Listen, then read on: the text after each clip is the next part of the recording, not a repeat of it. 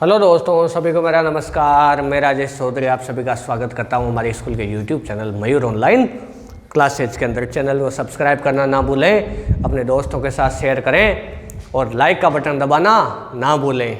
अब देखो इसके अंदर तो आज का हमारा जो टॉपिक है भैया, हाइगेंस का परावर्तन यानी हाइगेंस के सिद्धांत से परावर्तन की व्याख्या हो गई थी। थोड़ा सा टॉपिक है ना, थोड़ा सा आपको मुश्किल लगा होगा, हालांकि बहुत ज़्यादा मुश्किल नहीं है, ये थोड़ा सा मुश्किल लगा होगा, लेकिन वास्तव में अगर जब आप इसको 2-3 बार पढ़ लोगे ना, यानी कम से कम जब एक बार पढ़ लिया 2 बार रिवीजन कर लोगे तो ये टॉपिक बहुत इजी हो जाएगा आपके लिए, है ना। मतलब ये टफ टॉपिकों में से बिल्कुल भी नहीं। ये चैप्टर थोड़ा अजीब है, ये मुश्किल नहीं है बिल्कुल भी। ये आगे आपको पता चलेगा जब चैप्टर पूरा होगा तो, है ना। तो हाइगेंस के सिद्धांत के आधार पर हमने किसकी व्याख्या की? परावर्तन की व्याख्या कर दी। अब किसकी व्याख्या करेंगे? अपवर्तन की व्याख्या। तो हेडिंग लगा लो, हाइगेंस के तरंग सिद्धांत के आधार पर, हेडिंग लगा लो, हाइगेंस के तरंग सिद्धांत के आधार पर प्रकाश के अपवर्तन की व्याख्या। बिल्कुल लैंग्वेज भी शॉर्ट एंड स्वीट लिखा है। पिछले बार में देखा था आपने, ज़्यादा चोरी नहीं लिखा है, फालतू की बकवास कुछ मतलब नहीं उसमें। तो इसमें लिखो हाइगेंस के तरंग सिद्धांत के आधार पर प्रकाश के अपवर्तन की व्याख्या, प्रकाश के अपवर्तन की व्याख्या। तो देखो भाई, ये कोई आपके 2 माध्यमों की पृथककारी सतह है, अपवर्तक पृष्ठ है। कोई क्या है भाई? अपवर्तक पृष्ठ है। देखो इसको थोड़ा यहाँ बना देते हैं, अपवर्तक पृष्ठ है। ये आपका अपवर्तक पृष्ठ है, आपका अपवर्तक पृष्ठ, अपवर्तक पृष्ठ। यहाँ पर ये कोई समतल तरंगाग्र आया है, देखो इस टाइप से। तो ये प्रकाश की किरण इस पे बनाओ। प्रकाश की किरण हमेशा इसके अभिलंबवत होती है। तो देखो यहाँ पर ये ऐसे अभिलंबवत, मतलब ये 90 डिग्री कोण बनाने चाहिए। तो ये हुआ आपका ए, ये हुआ आपका बी। ये कन्फ्यूज नहीं करता है, पीछे वाला कन्फ्यूज करा था, ये कन्फ्यूज नहीं करेगा। अब देखो ए बी है, ये आपका माध्यम फर्स्ट है, ये आपका विरल माध्यम है और ये आपका सघन माध्यम है भैया, है ना। इसका अपवर्तनांक है μ1 और इसका अपवर्तनांक है μ2। इस माध्यम में प्रकाश की चाल है v1, इस माध्यम में प्रकाश की चाल है v2। अब ये चीज़ ध्यान रखना, क्या प्रकाश सभी माध्यमों में समान चाल से चलता है? क्या पानी में प्रकाश की चाल कम हो जाती है और कांच में सबसे कम हो जाती है, न्यूनतम होती है। ऐसा कंपटीशन की गाइड में पढ़ा होगा, है ना। प्रकाश की चाल कांच में न्यूनतम होती है। कांच भी कई क्वालिटी के होते हैं, क्वार्ट्ज कांच वगैरह के बारे में ज़्यादातर वो चर्चा करता है ना। लेकिन अगर ऐसा आ जाए, 4 ऑप्शन दिए आ जाए कि प्रकाश की यानी प्रकाश की चाल सबसे न्यूनतम किस में होती है, किस माध्यम में, तो कांच में होती है। अब देखो ये वाला विरल माध्यम है, ये वाला कौन सा माध्यम है? सघन माध्यम है। अब प्रकाश की किरणें, ये आपका तरंगाग्र भी, ये आपका विरल माध्यम से सघन माध्यम में जा रहा है। इस माध्यम में वेग v1 है और इस माध्यम में वेग कितना है इसका? v2 है। तो सोचो, जब ए सिरा अपवर्तक पृष्ठ पर टकराएगा, अपवर्तक पृष्ठ का मतलब जैसे पानी है, ऊपर से मैंने टॉर्च जलाई और पानी के यानी कोई बर्तन के अंदर पानी भरा है, उसमें मैं इस टॉर्च को भेज रहा हूँ। तो जब वो प्रकाश उस सतह से टकराएगा, है ना, तो उसमें कुछ मान लो ऐसे समतल तरंगाग्र जा रहा है, तो वो समतल तरंगाग्र का ए सिरा जब इस बिंदु से टकराएगा, इस अपवर्तक पृष्ठ से, तो बी सिरा उस समय क्या करेगा? हवा में रहेगा। तो बी सिरा जब यहाँ तक पहुँचेगा ना, इस बिंदु तक, इसको नाम दे दो ए डैश, तो वो कितनी दूरी तय कर लेगा ये बताओ? ये दूरी तय करेगा v1t।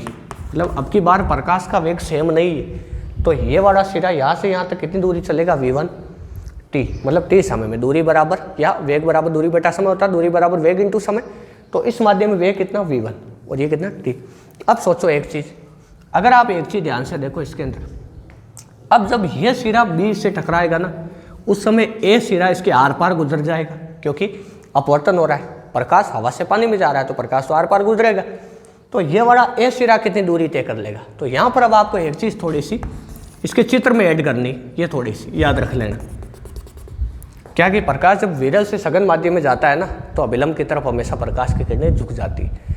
विरल से सघन की तरफ जाता है तो प्रकाश की किरणें अभिलंब की तरफ झुक जाती है। मतलब अगर मैं प्रकाश की किरण क्या इधर जानी चाहिए ना, ध्यान से देखो, कॉमन सेंस की बात, चित्र वरना गलत हो जाएगा आपका। क्या प्रकाश की किरण को इधर जाना चाहिए?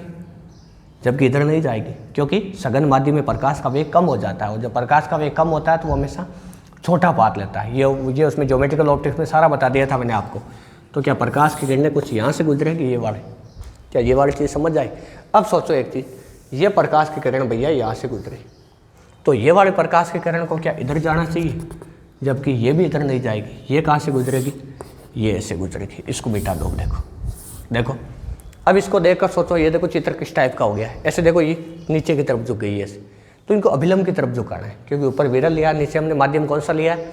सघन माध्यम लिया। अब एक चीज़ सोचो, यहाँ पर अगर आप एक चीज़ ध्यान से देखो, तो ये प्रकाश किरणें अभिलंब की तरफ झुक गई, अब ये ए सिरा, जब बी सिरा इस बिंदु पे टकराया तो ए सिरा ने क्या किया, ए सिरा पहले टकराया और बी हवा में था, तो जब बी इसके पास में आएगा तो ए इधर जाएगा, जब ए सिरा इधर जाएगा और बी जब यहाँ टकरा जाएगा तो ए सिरा कितनी दूरी तय कर लेगा। हम जानते हैं ये माध्यम अलग है, ये माध्यम अलग है, मतलब इस माध्यम में बी सिरा v1 वेग से चलेगा और इस माध्यम में v2 वेग से चलेगा। पिछली बार तो एक ही माध्यम था, है ना, ऐसे टकरा के आया, ये ऐसे टकरा के वापस ऐसे गया, तो बी सिरा जितने वेग से टकराया उसी वेग से ए सिरा वापस परावर्तित हुआ था, तो दोनों के द्वारा ये दूरी सीटी सीटी थी, यहाँ दूरी सेम नहीं होगी भैया। तो क्या करें, ए को केंद्र मानकर ये कितनी दूरी तय कर लेगा, ये v2t, v2 वेग, मतलब दूसरे माध्यम में प्रकाश का वेग कितना v2 और दोनों के लिए टाइम सेम है, तो v2t दूरी तय कर लेगा। तो ए को केंद्र मानकर v2t दूरी का चाप काटेंगे, इस पर क्या करेंगे, v2t दूरी का प्रकाश किरण पर चाप काटेंगे इसे, और इस चाप को क्या करेंगे, इससे मिला देंगे, इसे बिल्कुल सीधा मिलाना है एकदम, है ना। देखो ऐसे इस प्रकार मिला दो चाहो तो ऐसे, है ना। तो देखो यहाँ चाप काट दो, ये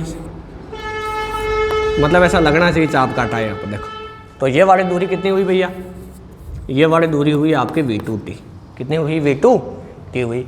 और ये कौन सा तरंगाग्र हुआ, ये तो आपका आपतित तरंगाग्र, आपतित तरंगाग्र। चित्र बड़ा बनाना है, साफ सुथरा बनाना है। ये कौन सा हुआ आपकी बार, ये परावर्तित तरंगाग्र नहीं है, अपवर्तित तरंगाग्र है। कौन सा है, अपवर्तित तरंगाग्र है। अब एक चीज़ इसमें ध्यान से देखो आप, अगर ये कोण आई है ना, तो ये कोण कितना हुआ आपका, ये देखो 90 है, ये तो तरंगाग्र है और ये किरण है, तो 90 माइनस आई, तो ये वाला कोण कितना हुआ आपका, आई हुआ, है ना। अब देखो यहाँ पर ये वाला कोण कितना, देखो चाहो तो यहाँ ले लो कोण, ये क्या चाहिए यहाँ ले लो, एक किरण पे ले लो, चाहो तो इसी बिंदु पे ले सकते हो। देखो कैसे, अगर ये वाला कोण आपका आर है, कितना है भाई, आर है, कितना कोण है, आर, तो ये वाला कोण कितना हुआ सोचो, देखे वहाँ साफ दिख रहा है, थोड़ा वहाँ बढ़ा देते, चाहो तो यहाँ बढ़ा लो चाहे वहाँ बढ़ा लो, इससे कोई फर्क नहीं पड़ेगा। देखो इसको थोड़ा अभिलंब को साफ सुथरा बना देना, चित्र बड़ा बनाओगे साफ दिखेगा। ये कोण आपका आर है भैया, कितना है, आर, ये वाला, तो ये कितना हुआ, देखो देखिए ये वाला कितना हुआ आपका, क्योंकि देखो ये तो तरंगाग्र है और ये प्रकाश की किरण है, तो प्रकाश की किरण तरंगाग्र से 90 डिग्री का एंगल बनाती, तो ये आर है, तो ये कितना हुआ, 90 माइनस आर। अब ये अभिलंब और ये सतह, ये कितना कोण हुआ, देखो 90, तो ये 90 माइनस आर है, तो ये कितना हुआ, आर हुआ आपका। क्या चीज़ समझ आई ना, तो ये हुआ आपका आर। क्या क्लियर है एकदम। अब देखो यहाँ पर ये आपका चित्र हो गया, तो पहले चित्र बना लो, उसके बाद नीचे थ्योरी लिखते हैं, फिर इसका डेरिवेशन करेंगे। चित्र बना लो पहले, वीडियो को पॉज करके चित्र बना लो। अब इसके नीचे लिखो, इसके नीचे लिखो चित्रानुसार, इसके नीचे लिखो चित्रानुसार एक समतल तरंगाग्र AB, इसके नीचे लिखो चित्रानुसार एक समतल तरंगाग्र AB, एक समतल तरंगाग्र AB किसी अपवर्तक पृष्ठ पर, देखो किसी अपवर्तक पृष्ठ पर आपतित हो रहा है, देखो आपतित हो रहा है, लिखो चित्रानुसार एक समतल तरंगाग्र AB किसी अपवर्तक पृष्ठ पर आपतित हो रहा है, हो रहा है। इसमें लिखो माना, इसके आगे लिखो माना t बराबर 0 पर, लिखो इसमें लिखो माना t बराबर 0 पर, t बराबर 0 पर तरंगाग्र का ए सिरा, लिखो तरंगाग्र का ए सिरा अपवर्तक पृष्ठ पर टकराता है, लिखो तरंगाग्र का ए सिरा अपवर्तक पृष्ठ को स्पर्श करता है, चाहो तो ऐसे भी लिख दो, लिखो t बराबर 0 पर, लिखो तरंगाग्र का ए सिरा अपवर्तक पृष्ठ को स्पर्श करता है, अपवर्तक पृष्ठ को स्पर्श करता है, उस समय बी सिरा हवा में रहता है।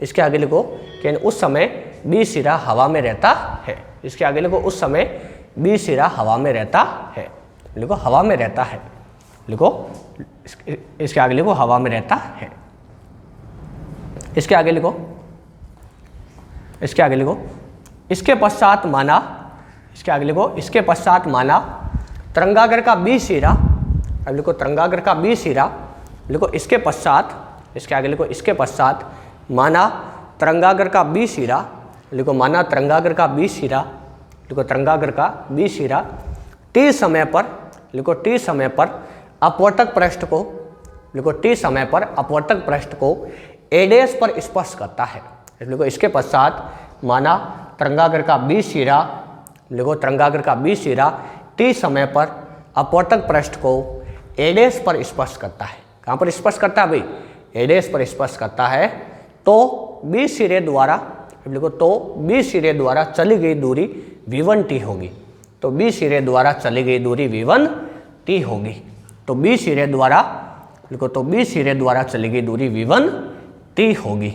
इसके बाद लिखो, इसके आगे लिखो इसी समय, इसके आगे लिखो इसी समय, इसके आगे लिखो इसी समय तरंगागर का ए सिरा, लिखो इसी समय, लिखो इसी समय तरंगागर का ए सिरा अपवर्तित होकर सघन माध्यम में प्रवेश कर जाता है।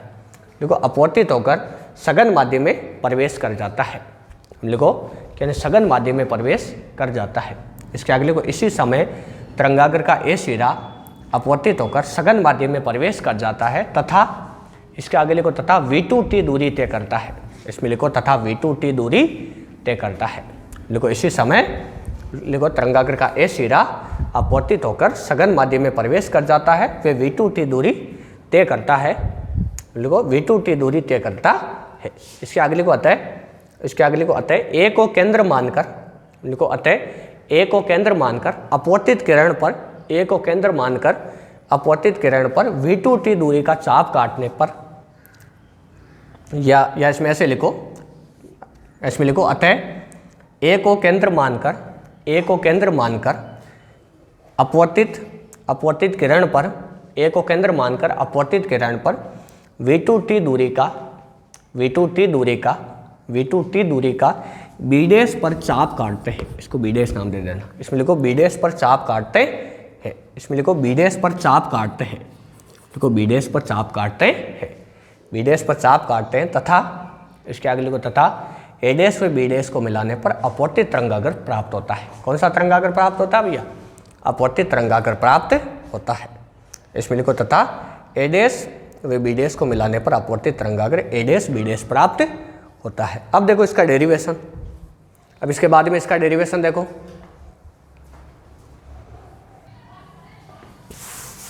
हाँ तो देखो भैया अब इसका डेरिवेशन देखो, ये इस प्रकार देखो, ये पासवर्ड मिटा रहा हूँ मैं, वीडियो को रिवर्स कर लेना आपको देखना हो तो। देखो सबसे पहले अब कौन सा त्रिभुज ले, देखो अगर आप एक चीज ध्यान से देखो तो ये वाला त्रिभुज ले लेते हैं ए बी ए डैश। त्रिभुज ए बी ए डैश में साइन थीटा लो, साइन आई, तो साइन आई बराबर क्या होगा? लंब बटा कर्ण। देखो देखो आई के सामने वाला लंब कौन सा हुआ? बी ए डैश। कौन सा हुआ? बी ए डैश बटा कर्ण क्या हुआ? देखो देखिए अगर आप एक चीज ध्यान से देखो तो कर्ण क्या हुआ? ए ए डैश, क्योंकि 90 डिग्री के सामने वाला कर्ण होता है हमेशा, तो 90 डिग्री तो ये होगा कर्ण ए ए डैश, ए ए डैश। अब देखो बी ए डैश क्या हुआ? साइन आई बराबर ये हुआ आपके v1t बटा ए ए डैश। ये समीकरण नंबर 1 हुआ। अब कौन सा त्रिभुज ले भैया? अब ये नीचे वाला त्रिभुज ले ले, तो नीचे वाला त्रिभुज होगा ए ए डैश बी डैश। नीचे वाला त्रिभुज होगा ए ए डैश बी डैश में, कौन सा? ए ए डैश बी डैश में साइन आर बराबर क्या होगा? देखो देखिए साइन आर बराबर साइन आर, तो साइन आर क्या होगा? देखो आर के सामने वाला कौन सा होगा? ये कौन? आर है, क्या है? आर। तो आर के सामने वाला लंब, तो कौन सा हुआ? v2t। कौन सा हुआ? लंब बटा कर्ण, तो कौन सा हुआ? v2t बटा ये क्या हुआ? ए ए डैश। क्या हुआ? ए ए डैश। अब देखो यहाँ पर दोनों का अनुपात ले लो, यहाँ v2t की जगह चाहो तो पहले ये भी लिख दो, ए बी डैश लिख दो, एक स्टेप बढ़ा दो v2t बटा ए ए डैश। इसको नाम दे दो समीकरण नंबर 2। अब 1 व 2 का क्या ले लो भैया? अनुपात ले लो। तो 1/2 से क्या हो जाएगा? देखो साइन आई बटे साइन आर और बराबर क्या होगा? देखो v1t बटे ए ए डैश इंटू ए ए डैश बटा v2t। तो देखो इससे ये कट गया, t से t कट गया, तो साइन आई बटे साइन आर बराबर क्या हुआ? v1 बटा v2। क्या ये वाली चीज़ तो क्लियर हुई? अब देखो v1 और v2 का क्या करें? इसको हटा के म्यू की फॉर्म में लेकर आए। तो याद करो, अगर ये आपने नहीं देखा है तो पीछे वाले चैप्टर में बढ़ा दिया था मैंने, अपवर्तनांक पढ़ा दिया था आपको, है ना? उस अपवर्तनांक वाले टॉपिक के अंदर देखना। वीडियो को पॉज करके उतार लो पहले फटाफट, देखिए वीडियो को पॉज करके उतार लेना है, समय खराब मत करना। अब देखो इसके अंदर, और साथ के साथ कॉपी में नोट करना है, वरना कुछ भी मतलब नहीं पढ़ने का। कॉपी में नोट करना है, इसलिए पूरा लिखवा रहे हैं साथ के साथ ही। अब देखो साइन आई बटे साइन आर बराबर क्या हुआ? v1 बटा v2। अब यहाँ पर देखो अपवर्तनांक का फॉर्मूला आप कॉपी खोल के वीडियो को रोक के पीछे देख सकते हो, क्या था? c बटा v था भाई। क्या था? c बटा v। तो म्यू 1 क्या होगा? देखो देखिए μ1, इसका अपवर्तन μ1 हमने कॉपी के अंदर चित्र देखो, इसका अपवर्तन μ1 बताया था, मैंने यहाँ मिटा दिया था। तो μ1 बराबर क्या होगा c/v1 और μ2 बराबर क्या होगा c/v2। तो v1 की जगह क्या लिखेंगे, v1 बराबर होगा c/μ1 और v2 बराबर c/μ2। तो ये उठा के यहाँ धर दो, तो sin i बटे sin r बराबर क्या होगा, आप ये बराबर देखो ऊपर v1 है तो v1 की जगह c/μ1 और इंटू क्या होगा μ2/c, मतलब भाग देना है इसका, तो उल्टा लिख दिया इसको। अब देखो c से c तो कट गया, तो क्या बचा भैया, यहाँ पर बचा आपके sin i बटे sin r बराबर ये हुआ μ2/μ1। याद करो ये कौन सा नियम है, ये स्नेल का नियम है कि नहीं, इसे अपवर्तन का द्वितीय नियम भी कहते हैं, स्नेल का नियम। तो यहाँ पास में लिख देना स्नेल का नियम, स्नेल का नियम, स्नेल का नियम है ना। अब इसके नीचे लिख देना, ये उतारने के बाद वीडियो को पॉज करके उतार लो और इसके नीचे लिखो, अब इसके नीचे वाला लाइन में लिखो, इसके अंदर लिखो उपरोक्त, इसके आगे लिखो उपरोक्त समीकरण, लिखो उपरोक्त समीकरण अपवर्तन के लिए स्नेल का नियम है, उपरोक्त समीकरण अपवर्तन के लिए स्नेल का नियम है, लिखो स्नेल का नियम है। अब इसके नीचे वाला लाइन में लिखो आपतित किरण, अपवर्तित किरण व विलंब तीनों एक ही तल में स्थित है, तीनों एक ही तल में स्थित है, एक ही तल में स्थित है। आपतित किरण, अपवर्तित किरण व विलंब तीनों एक ही तल में स्थित है। अब इसके नीचे वाला लाइन में फिर लिखो अतः हाइगेंस के तरंग सिद्धांत के आधार पर प्रकाश के अपवर्तन की व्याख्या सफलतापूर्वक की जा सकती है या की जा सकती है, ऐसे लिख देना। लिखो अतः हाइगेंस के तरंग सिद्धांत के आधार पर प्रकाश की सफलतापूर्वक व्याख्या की जा सकती है। क्या ये चीज़ हो गई, प्रकाश के अपवर्तन की व्याख्या सफलतापूर्वक की जा सकती है। अब ये लिख देना इसके नीचे, ये टॉपिक खत्म। अब देखो अपवर्तन क्या हमारे टॉपिक हटा दिया था। अब यहाँ पर एक चीज़ ध्यान रखनी, स्नेल का नियम याद रखना, आपको ये याद कर लेना कहीं से। कैसे याद करोगे कि आपतन कोण की ज्या और अपवर्तन कोण की ज्या, साइन को ज्या बोलते हैं, का अनुपात हमेशा नियत रहता है, इसे स्नेल का नियम कहते हैं। चाहो तो ऊपर कहीं कथन लिख लेना है, किताब में देख लेना। अब देखो स्नेल का नियम टॉपिक है 11वें चैप्टर का, लेकिन इसने यहाँ पर प्रूव करवाया तो हो सकता है 1 नंबर का पूछ ले, है ना, तो इसके चांसेस बनते हैं यहाँ पर। तो स्नेल का नियम पीछे 11वें चैप्टर से एक लाइन में किताब से देख लेना, यही है बस। और न्यूमेरिकल तो हो जाएंगे, सारा कुछ करा दिए मैंने, बता दिया इसका, है ना। तो ये था भाई हाइगेंस के तरंग सिद्धांत के आधार पर प्रकाश के अपवर्तन की व्याख्या, है ना। तो ये हाइगेंस का तरंग सिद्धांत लगभग कंप्लीट हो गया। अब आगे यंग पढ़ेंगे और ये फ्रेनेल, फ्रान वगैरह या इस प्रकार के पढ़ेंगे। तो आज के लिए बहुत है, बाकी काम कल की क्लास में पढ़ेंगे। घर पे रहिए, सुरक्षित रहिए, बाहर बिल्कुल भी नहीं निकलें और आराम से बैठ के घर पे पढ़ाई करें।